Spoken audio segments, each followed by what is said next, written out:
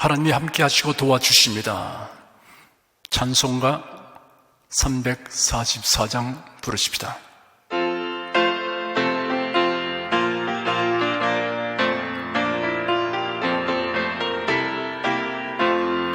이 눈에 아무 증거 아니 배여도 믿음만을 가지고서 늘 걸으며 이 귀에 아무 소리 아니 들려도 하나님의 약속 위에 서리라. 걸어가세 믿음 위에 서서 나가세 나가세 의심 버리고 걸어가세 믿음 위에 서서 눈과 귀에 아무 증거 없어도 이 눈에 보기에는 어떠하든지 이미 얻은 증거대로 널 믿으며 이 맘에 의심 없이 살아갈 때에 우리 소원 주 안에서 이루리. 걸어가세 믿음 위에 서서 나가세 나가세 의심 버리고 걸어가세 믿음 위에 서서 눈과 귀에 아무 증거 없어도 주님의 거룩함을 두고 맹세한 주 하나님 아버지는 참 이쁘다. 그 귀한 모든 약속 믿는 자에게 능치 못할 무슨 일이 있을까. 걸어가세 믿음 위에 서서 나가세 나가세 의심 버리고 걸어가세 믿음 위에 서서 눈과 귀에 아무 증거 없어도. 사도행전 12장 5절에서 7절까지를 보십시다. 신약성경 208페이지입니다. 사도행전 12장 5절에서 7절까지 읽어드리겠습니다. 이에 베드로는 옥에 갇혔고 교회는 그를 위하여 간절히 하나님께 빌더라. 헤롯이 잡아내려고 하는 그 전날 밤에 베드로가 두 군사 틈에서 두 쇠사슬에 매여 누워 자는데 파수꾼들이 문 밖에서 옥을 지키더니 호련히 주의 사자가 곁에 서매 옥중에 광채가 조요하며 또 베드로의 옆구리를 쳐 깨워 가로되 급히 일어나라 하니 쇠사슬이 그 손에서 벗어지더라. 오순절 성령 강림을 체험한 예수님의 제자들이 담대하게 복음을 전하기 시작하였습니다. 베드로와 요한을 통하여 표적과 기사가 나타나니 예루살렘 교회가 급속하게 부흥되었습니다. 그러자 박해가 극심하게 되었습니다. 지금까지 교회에 대한 박해는 종교 지도자들에 의한 것이었는데 이제는 국가 권력에 의한 정치적 박해가 시작되었습니다. 헤롯 왕은 유대인들의 환심을 사기 위하여 노력했습니다. 그래서 유대 종교 지도자들과 친분이 두터웠습니다. 아마 그런 유대 종교 지도자들이 교회가 왕성해 되는 것을 우려하는 소리를 들었을 것입니다. 헤롯은 교회의 최고 지도자인 베드로 사도를 처치하여 유대인의 지지를 확실하게 받아들이고 작정하였습니다. 헤롯은 무교체를 택하여 베드로를 체포했습니다. 절기를 지키기 위해 많은 유대인들이 예루살렘으로 모여들었습니다. 헤롯은 이 기간 동안에 운집한 유대인들에게 자신의 통치력을 과시함과 동시에 자신의 기독 교회와 그리스도인들을 얼마나 싫어하고 미워하는지를 확실하게 보여주어 환심을 얻고 지지 기반을 공고하게 하려고 하였습니다. 헤롯은 만약을 생각하여 철저하고 삼엄한 경비를 하도록 조치하였습니다. 베드로를 지키는 경비 조직은 4조로 구성되었고 한 조는 4명이었습니다. 4명씩 교대 근무를 한 것입니다. 2명은 베드로의 좌우편에서 베드로와 함께 쇠사슬을 묶어서 지키고 나머지 2명은 밖에서 거리를 두고 보초를 섰습니다. 헤롯은 베드로를 6월절 후에 처형하려고 계산하였습니다. 유대인의 관습에 명절 기간에는 사람을 죽이지 아니하므로 6월절 주기가 끝나면 곧장 베드로를 백성들 앞에 끌어내어 처형하려고 하였습니다. 백성들 앞에 끌어내어 공개적으로 재판하려고 한 것은 백성들의 의사를 묻기 위한 것이 아니라 그들을 만족시켜 지지를 받으려는 효과를 극대화하기 위한 술수였습니다. 교회는 위급한 사태에 직면하게 되자 성도들이 모여 간절히 기도하였습니다. 베드로를 건져낼 방법은 기도 외에는 없었습니다. 전능하신 하나님께서 일하시지 않는 한 베드로가 살아갈 가망은 전혀 없는 상황이므로 교인들은 긴박한 마음을 가지고 모여서 간절히 기도했습니다. 베드로는 두 군사 틈에 누워 있었습니다. 손을 군사들과 함께 결박한 상태였습니다. 그런 중에 천사가 갑자기 조용하게 나타났는데 옥중에 기이한 광채가 비치었습니다. 이 빛은 베드로가 옆의 군사의 몸에 접촉하지 않고 행동하게 해주며 출입구를 용이하게 볼 수 있게 하였습니다. 천사가 베드로의 옆구리를 쳐서 깨웠습니다. 베드로가 깊이 잠이 들어 있었던 것입니다. 베드로는 생사를 하나님께 완전히 맡겼습니다. 살면 전도하고 죽으면 천국에 간다는 생각이 투철하였습니다. 천사는 베드로가 잠을 깨자 급히 일어나라 저쪽하였습니다. 그러자 베드로의 손에 매여있던 쇠사슬이 벗어졌습니다. 띠를 띠고 신발끈을 단단히 매라고 천사가 지시했습니다. 당시의 옷은 긴 원피스 형태여서 외출을 하려면 허리에 띠를 묶었습니다. 신은 가죽으로 만든 샌들이었습니다. 가죽끈으로 발바닥을 감싸면서 발에 묶었습니다. 베드로는 천사를 따라 감옥 밖으로 나가면서도 실제 상황이 아니고 환상이라고 생각하였습니다. 다른 파수병들이 각각 옥문 앞과 입구를 지키고 있는데 그 앞을 지나서 육중하고 경관 쇠문 앞에 이르니 문이 절로 열렸습니다. 드디어 감옥을 벗어나 거리를 지나 큰 거리로 나서자 인도하던 천사가 떠나갔습니다. 이제는 천사의 도움 없이도 갈 수 있는 상태가 되었던 것입니다. 큰 길에 나서게 되자 그제서야 베드로는 정신이 번쩍 들었습니다. 자신이 환상을 보는 것이 아니라 천사의 인도를 받아 감옥 밖으로 나와서 길을 걷고 있다는 사실을 실감하였습니다. 베드로가 곧장 찾아간 곳은 마가라 하는 요한의 어머니 마리아의 집이었습니다. 예수님이 승천하신 후 제자들이 모여 기도하며 성령 강림을 기다리던 집이 바로 이 집입니다. 그 외에도 신자들의 모임을 위해 집을 기꺼이 제공하였습니다. 베드로가 곧장 마리아의 집으로 갔던 이유도 여기에 있습니다. 그 집에 신자들이 모여 기도할 것을 예상했던 것입니다. 베드로가 마리아의 집 바깥문을 두드리자 그 소리를 듣고 일순간 모두 긴장하고 놀랐을 것입니다. 그들을 체포하러 온 사람들일지 모르기 때문입니다. 로데라고 하는 어린 여종을 보내어 확인하게 하였습니다. 누구세요?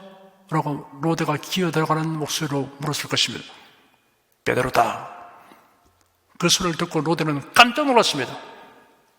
이 집에서 제자들의 모임이 자주 있었기 때문에 로데는 베드로의 음성에 익숙해 있었습니다. 로데는 너무나 다행스럽고 기쁜 나머지 문 열어주는 것도 잊어버리고 그 소식을 알리려고 안으로 달려들어갔습니다. 베드로 사도님이 오셔서 문 밖에 서 계십니다 라고 말하니 모두 네가 미쳤다 하였습니다. 강한 부정의 말입니다. 거짓말 아닙니다. 참말입니다 라고 힘을 주어 말했습니다. 교인들이 그러면 거의 천사다 라고 그럴듯한 설명을 부연했습니다. 로데가 아마도 베드로의 수호천사를 본 것이라고 생각하였습니다. 베드로의 수호천사가 베드로의 사망 소식을 알리러 온 것이 아닌가라고 생각이 들었던 것입니다.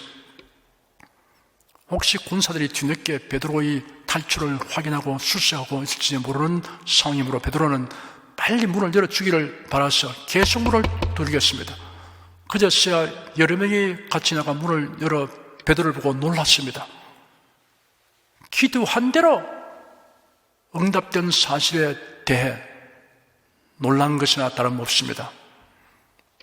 그곳에 모인 사람들이 놀라움과 기쁨에 흥분하여 소란하였습니다. 베드로가 그들을 조용히 하도록 진정시킨 후 자초지종을 이야기하였습니다. 여러분은 당시 교인들의 이런 반응이 놀랍지 않습니까?